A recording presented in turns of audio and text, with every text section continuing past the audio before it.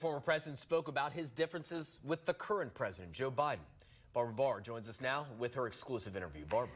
Jerry and Lori, former President Trump spoke to me before heading to court today. We talked about issues Democrats and President Biden are hitting him hard on: abortion and attempts to overturn the election in 2020 and the recent primary in Pennsylvania. He won the primary, but Nikki Haley attained 16% of the vote. Are you concerned about that number, and what do you say to those voters? All of those people are going to come to me because first of all, what's their choice? Former President Donald Trump dismissed Nikki Haley's performance in the Pennsylvania Republican primary. She is not presidential timber. But the Biden campaign has already put together an ad targeting them in this crucial battleground state.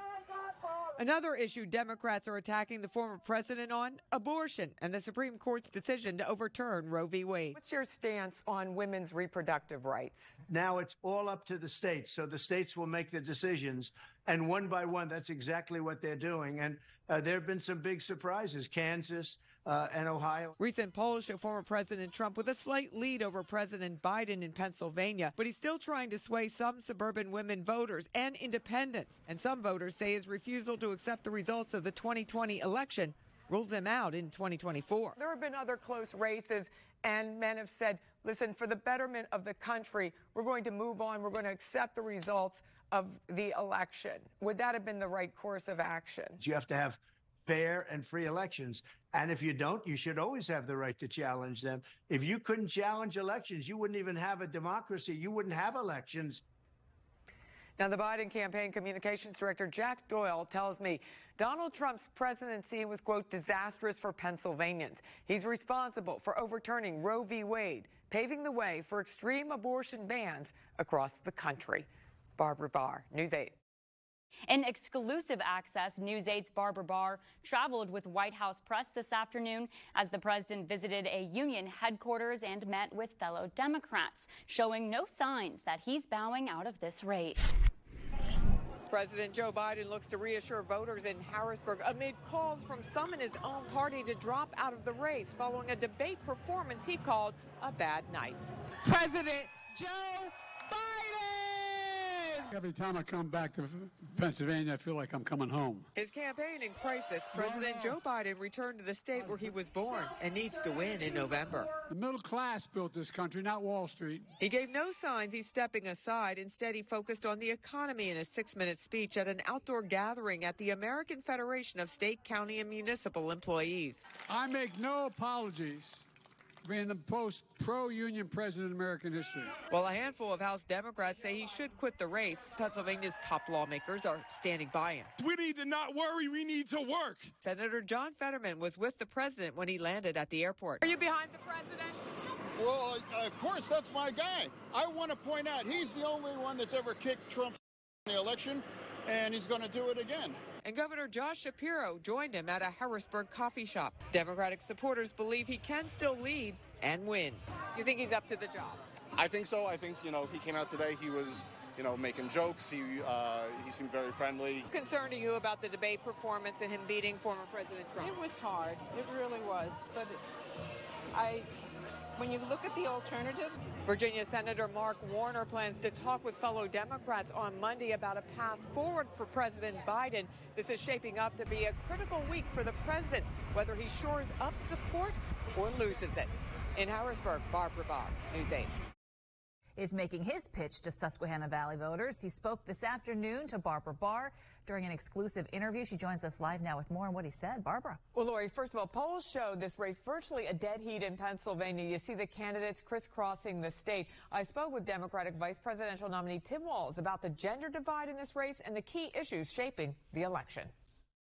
From pheasant hunting to football, Democratic Vice Presidential nominee Tim Walz is working to win over male voters who polls show favor former President Donald Trump. Is your campaign concerned about enthusiasm, that gap between males in Pennsylvania, and particularly black men? It's about making the closing pitch to this. And as it goes to black men, yes, we're out making the case that we have historically low unemployment, but we need to do more. Voters are worried about the economy, prices at the grocery store, the gas pumps. They've risen under the Biden-Harris administration. What would you do differently? Well, I think, first of all, we're seeing inflation start to cool some. We're seeing proposals put forward, whether it's price gouging. I think the tax cuts aimed right at the middle class. Voters are also concerned about the border crisis. U.S. Customs and Border Protection reported 10 million illegal crossings in the first years of the Biden-Harris administration. Was it a mistake to overturn former President Trump's border policies? Crossings are down now than when Donald Trump left office. We also know that there is a solution to this. It's a bipartisan bill crafted by the most conservative Republican senators, the Border Patrol agents, and the only reason that that's not in place right now is Donald Trump wanted it to fail. 4 years ago, candidate Harris was going to ban fracking. She has now changed her position. Do you think the voters are going to buy that? 4 years ago, she said it, and 4 weeks ago, she said it, and it is important. I think what people are going to recognize is America's producing more natural gas and more oil than at any time in our history, but we're also producing more clean energy jobs that gives Pennsylvania a bridge to the future. Now, Walz is campaigning in Wisconsin today. He'll be in Pittsburgh and Butler, Pennsylvania tomorrow. Lori? Yes, Lori, he still is recovering from COVID. His home not far from here, downtown Rehoboth Beach. Amid falling poll numbers and growing calls for him to drop out of the race, the president made one of the most historic decisions in American politics, stepping aside just 3.5 months before the election. Rehoboth Beach, Delaware, calls itself the nation's summer capital.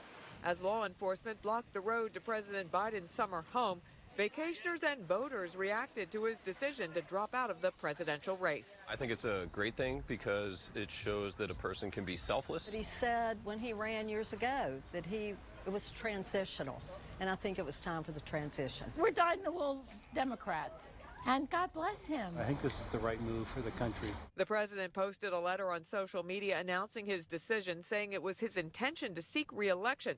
But I believe it is in the best interest of my party and the country for me to stand down and to focus solely on fulfilling my duties as president for the remainder of my term.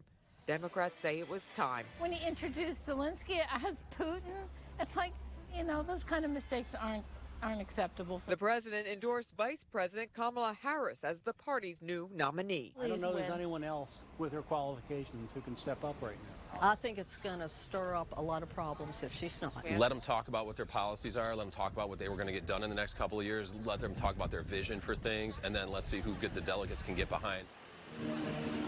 And there could be other contenders along with Vice President Harris, but ultimately it will be up to Democratic delegates to unite behind a new nominee. Live in Rehoboth Beach, I'm Barbara Barr for News 8. Jerry and Lori will send it back to you.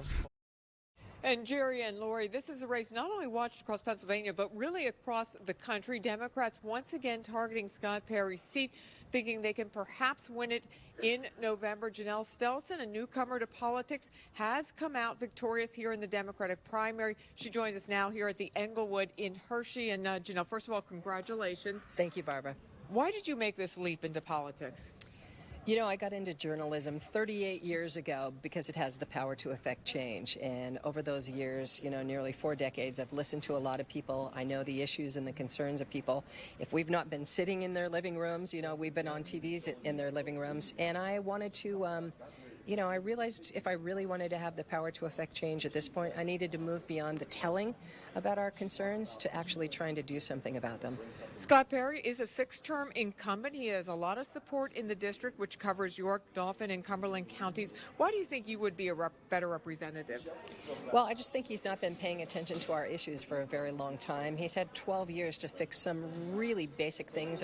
He voted against the Infrastructure Act, that is fixing our roads and our bridges and our really good paying union jobs for the folks in this area, giving us a more solid middle class. He voted, he's the only one in the Pennsylvania delegation who voted against doing that. And I think that once people pay attention to his really extreme agenda, because remember, Josh Shapiro won this district by 12 points against Doug Mastriano, who is nothing but Scott Perry light. We're going to have more on his reaction to your victory tonight, but I did want to ask you, because Scott Perry did say that he believes you would be a continuation of the Biden agenda, which he says has created inflation, open borders, insecurity, and some other issues for the country. Well, gosh, Scott Perry's had 12 years to address those issues, and I've not seen any changes for the better. You were a registered Republican. You've been out front about that. Why didn't you run in the Republican primary against Perry and take him on now? Because I needed to run. I registered in the party that my parents were in a very long time ago, and then, as you know, in this job you have to be absolutely nonpartisan.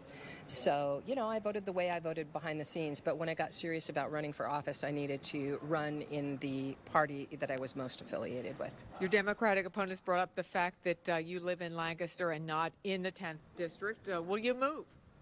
Oh, sure, I will move. Yeah, and I will also, I know this area better than any of the other candidates. I've been living here for 38 years. I think 4 places in Harrisburg, well, 3 in Harrisburg, 1 in Susquehanna Township, and then across the river in Camp Hill and New Cumberland.